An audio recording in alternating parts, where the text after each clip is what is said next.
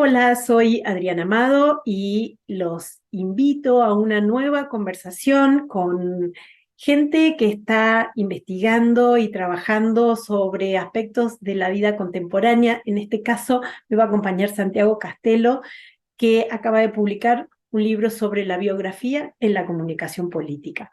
¿Por qué conversé con Santiago? Porque su libro trae nuevas perspectivas para un fenómeno que a veces se reduce a la espectacularización de la vida privada o la personalización de la política, y que una investigación como la que desarrolló en su doctorado permite ver desde fenómenos más complejos. Así que los invito a escuchar esta conversación. Es un gusto enorme conversar con Santiago Castelo, una persona que conozco hace bastante, admiro desde su trabajo y que me da la excusa de entrevistarlo porque acaba de publicar la biografía de la comunicación política. Bienvenido, Santiago, ¿cómo estás? Muchísimas gracias. Muy bien, Adriana. Encantado de estar acá hablando con vos. Me gustó mucho el libro, más allá de que viene de una tesis doctoral, entonces está súper contundente, con fuentes y todo, pero que le das una vuelta a algo que los analistas así conversamos a veces con cierta liviandad, que es la personalización de la política. Vos transformaste esa idea y lo convertiste en la biografía. ¿Por qué ese giro, digamos? ¿Cómo se conectan esos dos conceptos? Súper.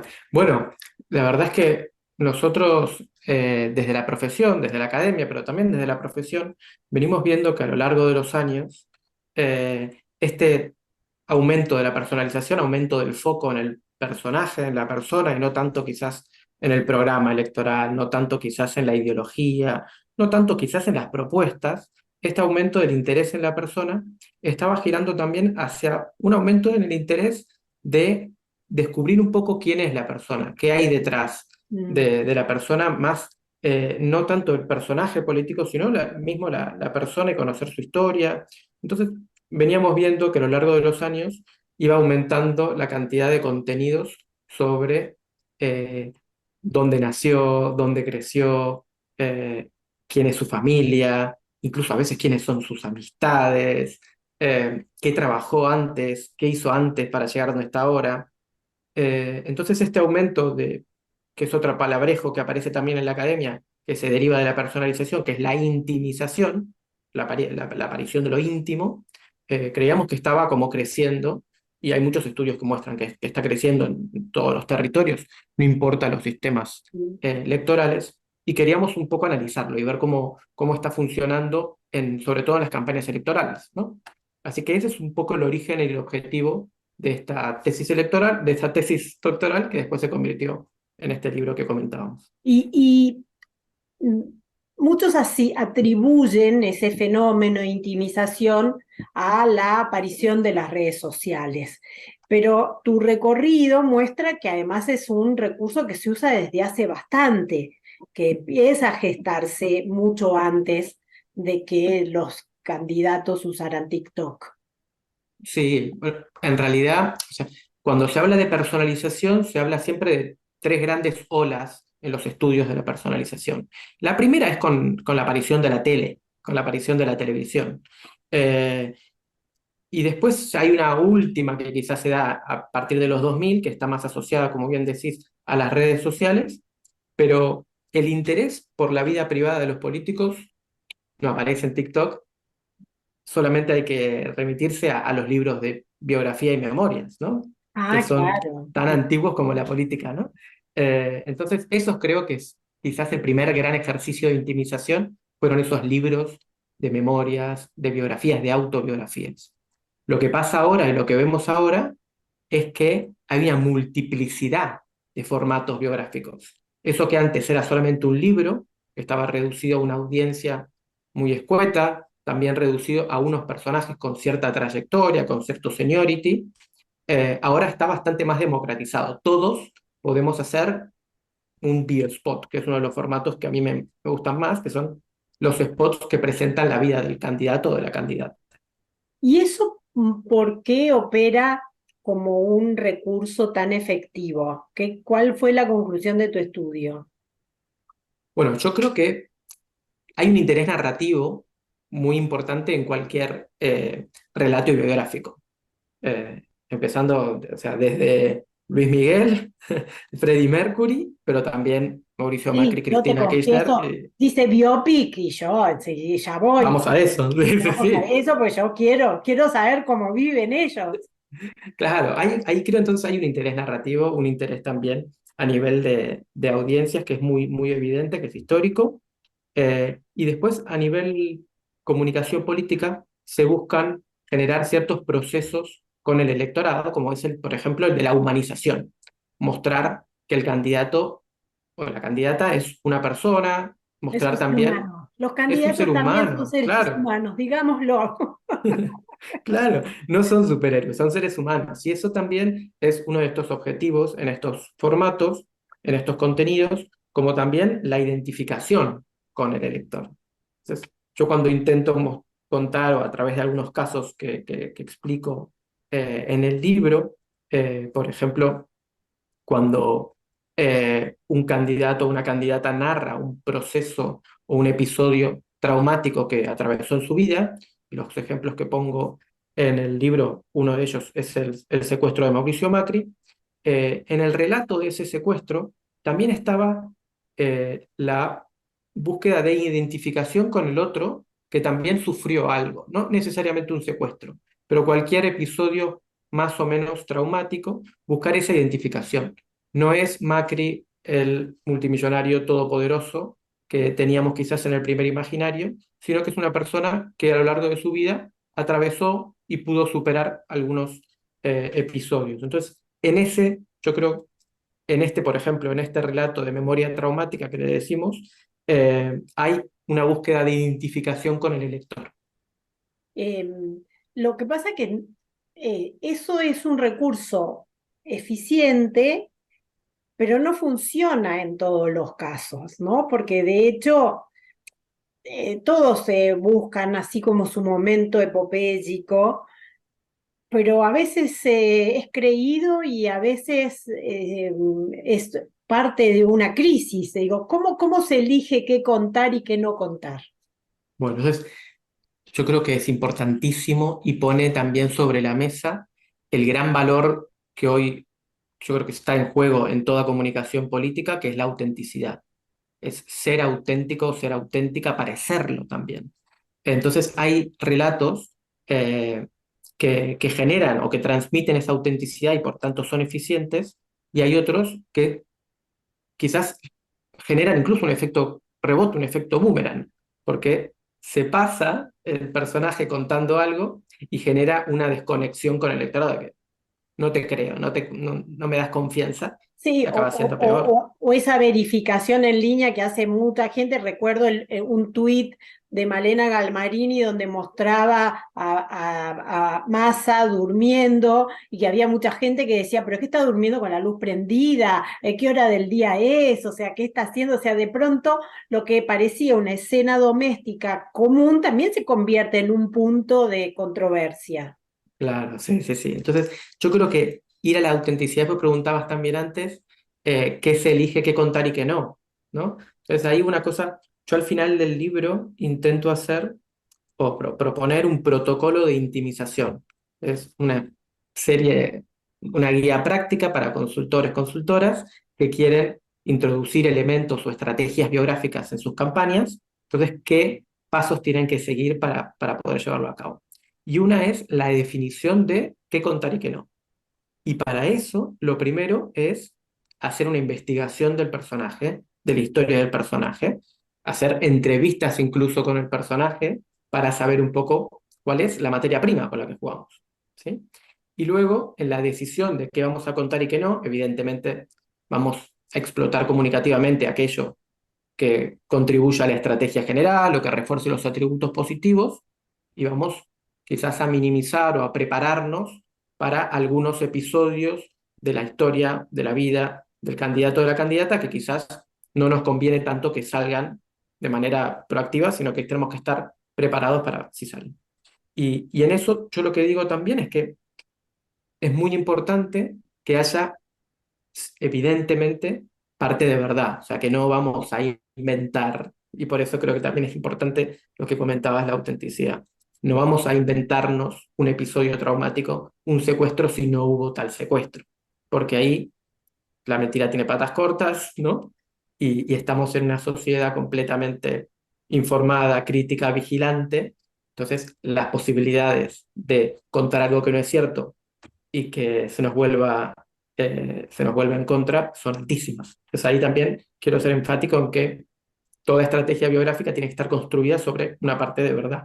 Me contabas sobre que había que tener parte de verdad, y yo creo que acá aparece un nuevo factor que incluso puede ser para tu postdoctorado, porque es una cuestión que va más allá también de la comunicación política y que es la transparencia.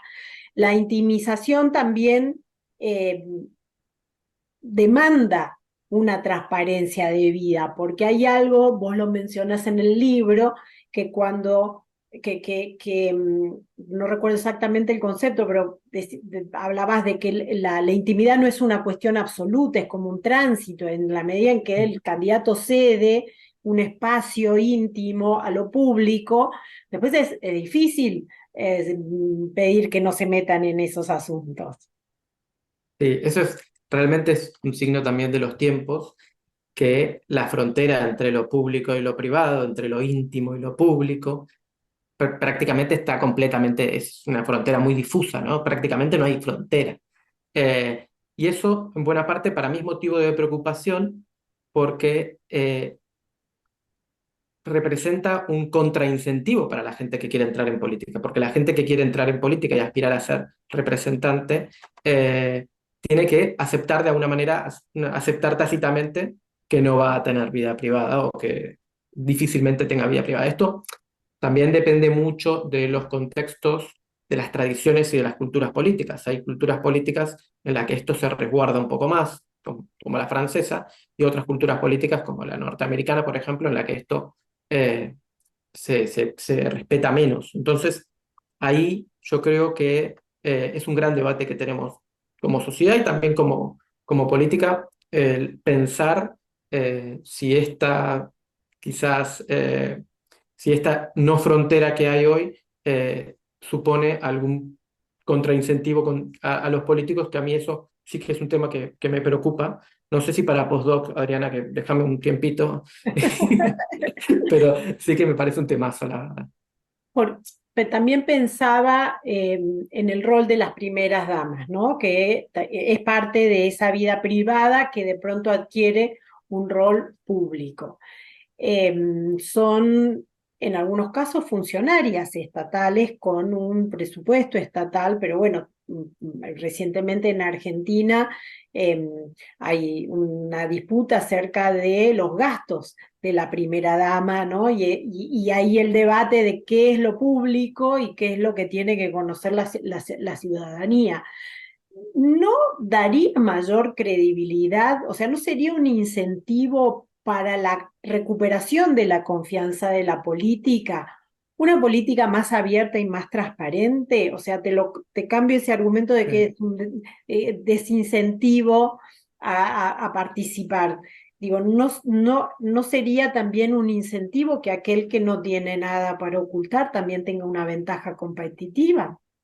Sí, sí, visto así también es cierto, sobre todo el tema este de las primeras damas o las candidatas, porque yo como lo trabajo desde la campaña electoral, serían como candidatas a primeras damas o a primeros caballeros, que creo que es el término que se... eh, en ese sentido, sí que lo que encontré fue que la academia estaba muy centrada en un rol que es natural, o sea, que es natural no solamente de las primeras damas o de las candidatas a primeras damas, sino también de otros actores políticos, que es el de representar al candidato cuando no está, ¿no? En inglés es el surrogate. Eh, Esto que está bastante extendido en la academia, sobre todo en los estudios en inglés, ¿no? Sí que me parecía poco representativo de lo que realmente pasa, porque la candidata a primera dama no solamente aspira o puede ejercer ese rol de representante, sino que también puede aportar otra información sobre el candidato. Y ahí era lo que me interesaba. Y ahí lo que tú decías, eh, la primera dama, o la candidata primera dama, o la esposa o la pareja del candidato, sí que nos da información de la intimidad. O sea, no hay nadie como ella o como él que nos dé más información. O sea, la persona que vive con, nadie nos va a dar más información de la intimidad del candidato o de la candidata como ella. Entonces, eh, bueno, yo lo que trato de trabajar en ese capítulo, que es una de las narrativas biográficas, que es el de la vida familiar, es la multiplicidad de roles que pueden ejercer las candidatas a primeras damas en una campaña electoral. No solamente va a buscar fondos, como quizás lo que se conocía o lo que se hacía antes en política norteamericana, sino que también puede hacer muchísimas cosas. Y hay un ejemplo que pongo que me gusta mucho, que es el de la última campaña brasilera, en Mm. el, en el que, claro, una cosa era Janja, la pareja de Lula, que fue a buscar el voto feminista progresista urbano y también rejuveneció mucho a un candidato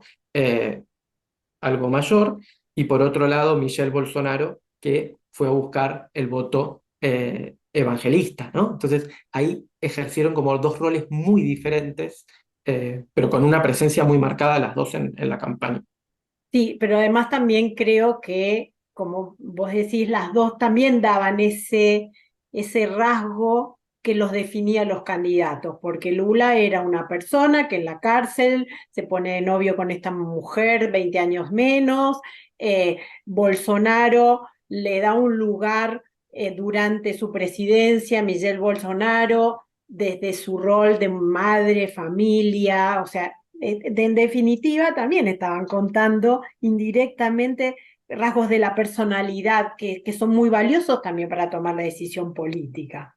Totalmente. Y ahí creo que está el kit de la cuestión. O sea, yo creo que la intimización eh, nos aporta información para tomar la decisión política, ¿no? Que es lo que creo lo que finalmente importa. En el comportamiento electoral, que es tan complejo, que hay tantos drivers que acaban definiendo por qué votamos a A y no votamos a B, muchas veces minimizamos y no, o creo que minimizamos y se piensa que decidimos por el bolsillo, que decidimos por el corazón, lo anti, no sé qué, y a veces decidimos por la empatía que nos genera, la simpatía que nos genera un personaje u otro personaje por su historia y por la identificación que generamos con su historia particular. Bueno, porque también escuchaba muchos comentarios en las redes y en las noticias acerca de las recientes elecciones de España que decían, primó la emoción a la razón.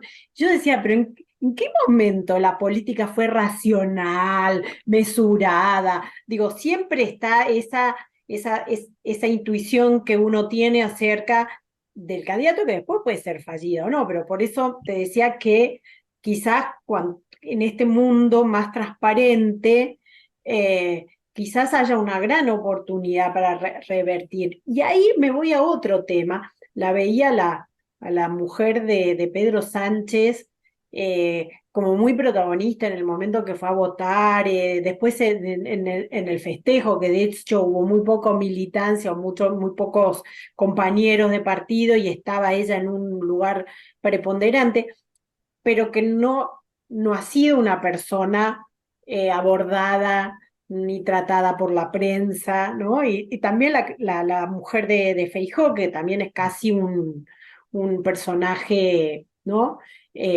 Poco conocido.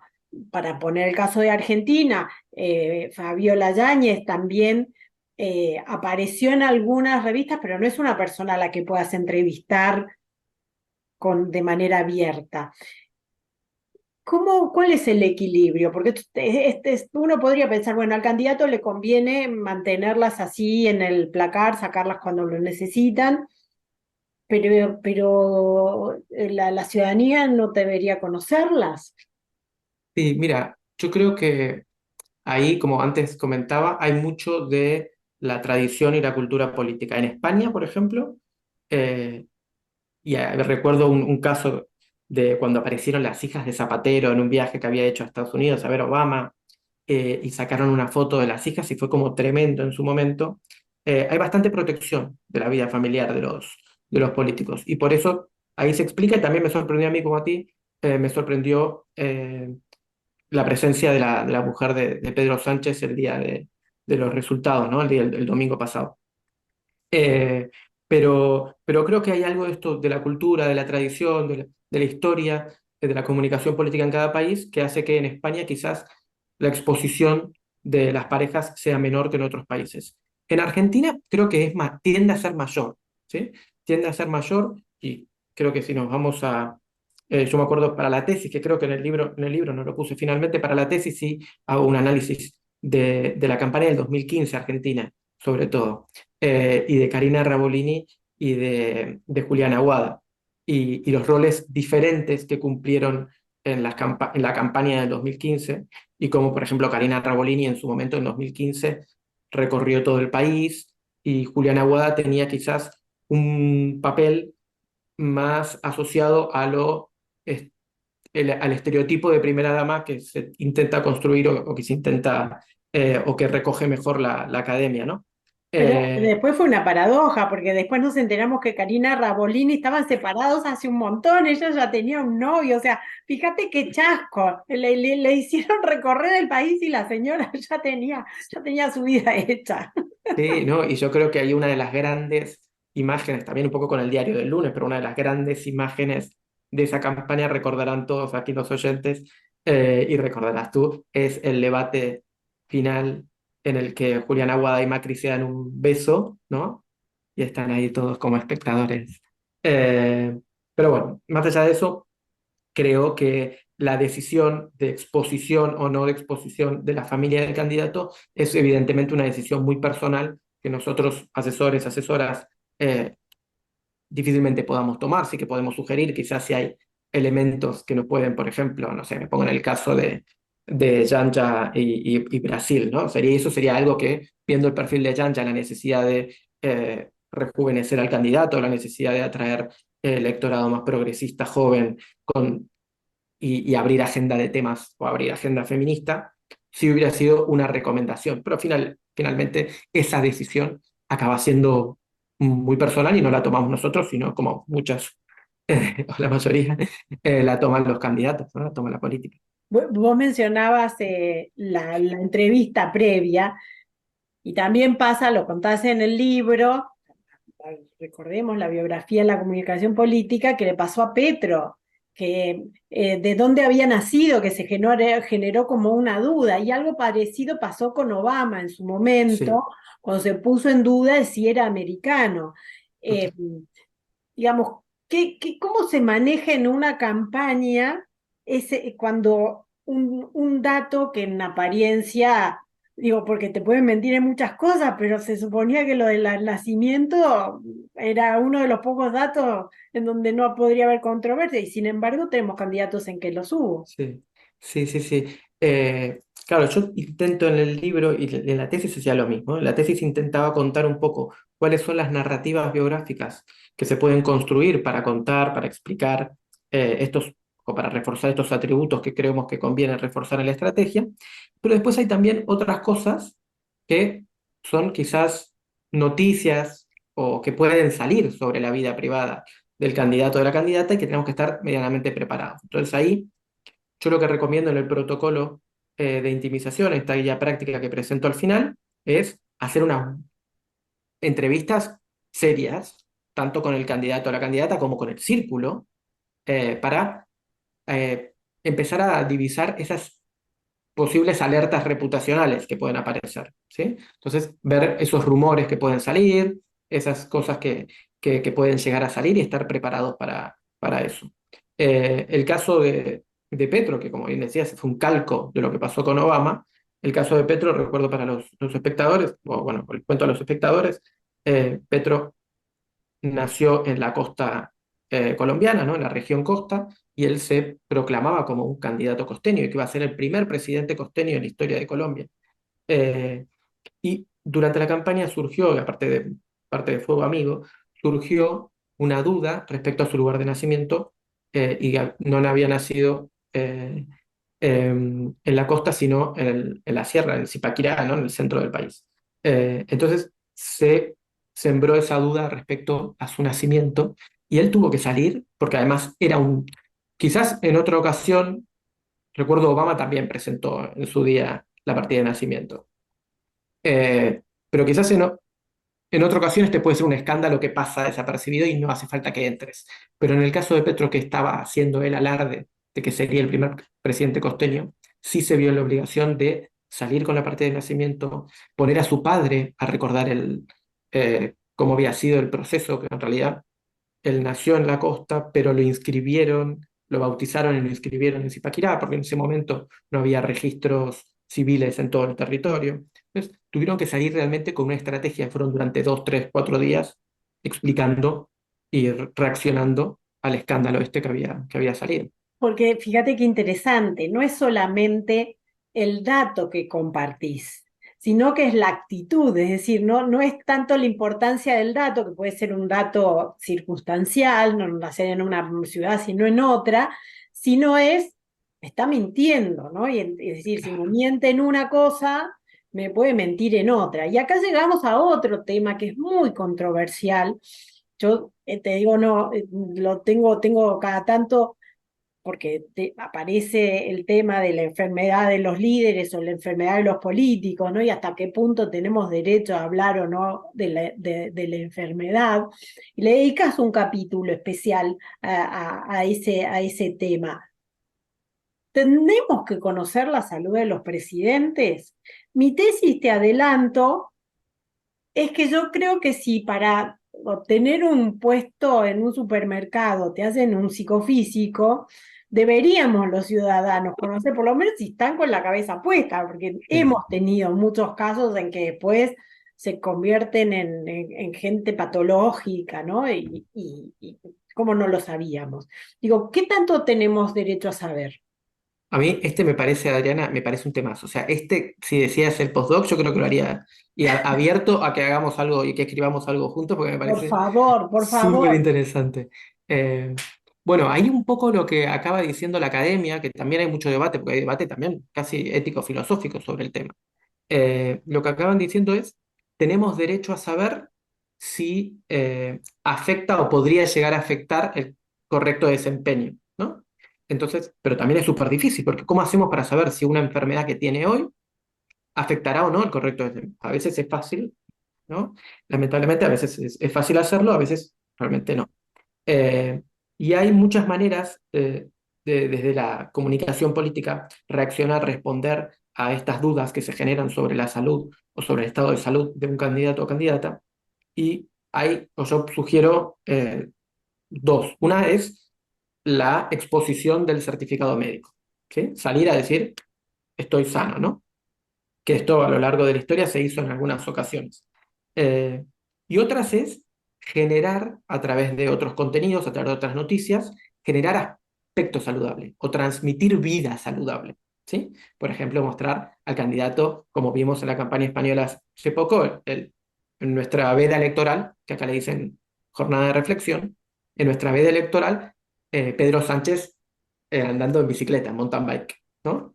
Entonces, transmitir a través del deporte, a través de una alimentación saludable, transmitir que tenés un candidato sano, enérgico, vital, ¿sí? Bueno, eso Eh, lo hacía muy bien Julián Aguada cuando mostraba que cocinaba, que se comía muy sano en esa casa, con esos platos casi de Precioso. gourmet. Total.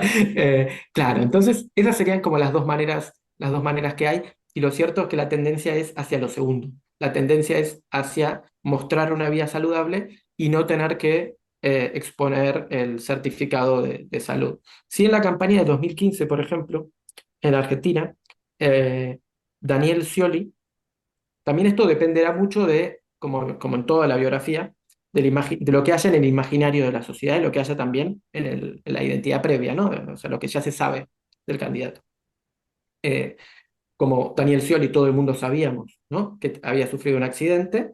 Él, hay en la tesis lo pongo, hay una noticia que sale en Infobae de todo su cuerpo médico hablando de lo bien que comía, de lo bien que desayunaba, de lo mucho deporte que hacía. Entonces ahí sí que había algo, quizás no mostraron, o no recuerdo que hayan mostrado ningún certificado, ningún apto físico, ningún psicofísico, pero sí generaron mucho discurso sobre la vida que llevaba y la vida saludable que llevaba Daniel Scioli. Bueno, ahí te digo que hay una contradicción, porque de ahí nos enteramos que desayunaba pasta frola y eso Sí, es incompatible con el deporte. O sea, nadie, ni un deportista sí, sí, sí. desayunate con pasta frola. Pero bueno, quedó en el imaginario. Pero es muy argentino desayunar pasta flor. Eso es cierto. Y finalmente, hablando de que es muy argentino, también en el contraste con Europa, veo que los políticos en general están como más integrados a la vida, van a las fiestas de sus pueblos, van a las romerías, lo veíamos al candidato Feijó en la iglesia de Santiago de Compostela, celebrando el Día del Santo. Y en Argentina están como mucho más protocolares. Cuando van a esas fiestas se bajan rodeados de sus guardaespaldas en caravana. Qué paradoja, ¿no? Porque se supone que estamos en... Acá eran los Pero monárquicos y nosotros tratamos a los presidentes como si fueran grandes. se supone que los latinos somos nosotros, ¿no? Claro, se supone que además que los monárquicos son los europeos. Sí, sí, eso es cierto. Yo creo que también ahí entra en juego otras cosas. Yo creo que entra en juego temas de seguridad también. Eh, pero sí, sí que es cierto que aquí Y hay tema una de tendencia. rechazo, y tema de rechazo social también, ¿no? Porque También, también, también. lo digo yo porque vos sé que sos tan prudente, Santiago. También, también. Pero sí, sí, sí que es cierto, ¿eh? Aquí que. Pero es una tendencia también más o menos reciente aquí en España. Quizás de las últimas campañas, ver a los candidatos más presentes, sobre todo en Andalucía, por ejemplo. En la campaña andaluza del año pasado también mucho, y que además coincidió en ferias andaluzas, mucha presencia de los candidatos casi mezclados entre la gente, sí. Bueno, Santiago, felicitaciones por el libro, la biografía, Yo la comunicación tengo política. aquí. Mostralo exactamente. Yo que tengo la versión etérea y digital. Mucho éxito con eso, mucho éxito en tu trabajo y esperemos que muchos de tus consejos contribuyan a hacer una política, ¿no? más transparente, más genuina, más creíble. No, muchísimas gracias, Adriana, por la oportunidad, por el tiempo y por el interés. Gracias y aquí a la orden para cualquier cosita. Muchísimas gracias. A vos. Si llegaron hasta acá es que les interesó esta charla, con lo cual, gracias por eso y gracias también por suscribirse al canal. Eso nos ayuda a conformar una comunidad y a atender y entender mucho mejor qué tienen ganas de aprender conmigo y con quienes me acompañan.